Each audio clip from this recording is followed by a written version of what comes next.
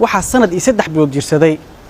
waayitaanka iyo maqnaashaha sarkaalad Ikraan Tahliil Faarax oo kamid ahayd hay'adda nabad sugidda ee sirdoonka qaranka Soomaaliya taasi oo nolol iyo geeri lagu waayay 26 Juun ee sanadkii tagay 2021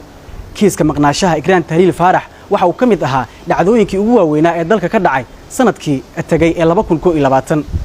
madaxweynaha hadda talada haya xasan sheekh maxamuud iyo xubno kale oo ka tirsan hadda dawladdiisa ayaa kamid ahaa shakhsiyaadkii u ololeynayay inay cadaalad helaan Ikraan Tahliil Faarax iyo ehelkeeda balse 15 May ee sanadkan kadib markuu xafiiska la wareegay madaxweynaha Soomaaliya xasan sheekh maxamuud ma jiro wax war ah oo ka soo baxay ku saabsan maqnaashaha Ikraan Tahliil Faarax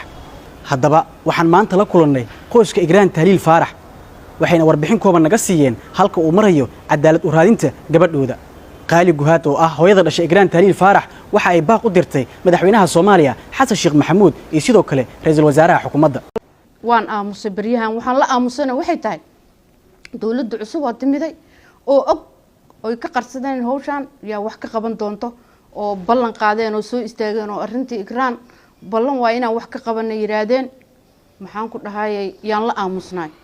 intaas dawladdii tii horena waa baxday tii dambana way timiday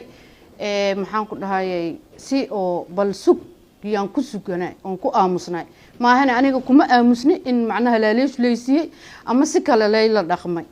aniga cadaalad darra ay hayso waa dulmanaan ahay gabadhaydii raq iyo ruux ma hayo qofaaba inta dhinta laga sabraayo la duugtaa qofaaba waa xiran dacwadaas loo qabaa liira intiiba ma haysto gabadhaydii waa iga hor muuqataa waa xanuun iyo walbahaar iyo walwalan ku noolahay dawladda madaxweyne xasan sheekh maxamuud waxaan ka rabay inay cadaalad aan ka helo cadaalad ma haysto taliska nabad sugidda waa la joogaa taliyaa imaaday wasiir waa dhisan yahay waa ra'iisul wasaare wadanka wuu leeyahay ra'iisul wasaare xamse madaxweyne xasan sheekh waxaan ka rabaa cadaalad indhaha fura maxkamadaas hal dardar galiyo gabadhaydii arinteedii waxa layga qabto shalay waxa uu ololeynaysan waxay ahayd inay Ikraan cadaalad hesho oo qof kasto Soomaaliyeed oo cadaalad darra haysan cadaalad uu helo maanta aniga cadaaladii meeshan ka filay inay fadhigayga iigu imaatoon aamusnay wax ii soo socdo waa la ahay wax ii damqanayo uma jeedo waxaan codsanayaa in wax laga qabto arintii gabadhaas kiiskaas waa kiis weyn waa kiis dhibaato weyn xambaarsan waxaan rabaa maxkamadda inaad dadar gelisiin wax iiga qabatiin meeshan filay ina laga hadlo wax hadlaayo male aniga marka ina hadlo waa ku qasbanahay waxaan rabaa madaxweyne xasan sheekh inaan u sheego shalay markii ay gabadheenu anaga maqneed waa kii noo ballan qaaday inuu maxnaa hadii ay yimaadaan ay cadaalad aan helayno cadaalad kama hayno dadkii anagana dhibaateeyay xasaanaday haystaan qaarna wadanku ay ka maqan yihiin waxaan rabnaa inaan cadaaladii si degdeg ah aan ku helno oo gabadheena cadaalad ay hesho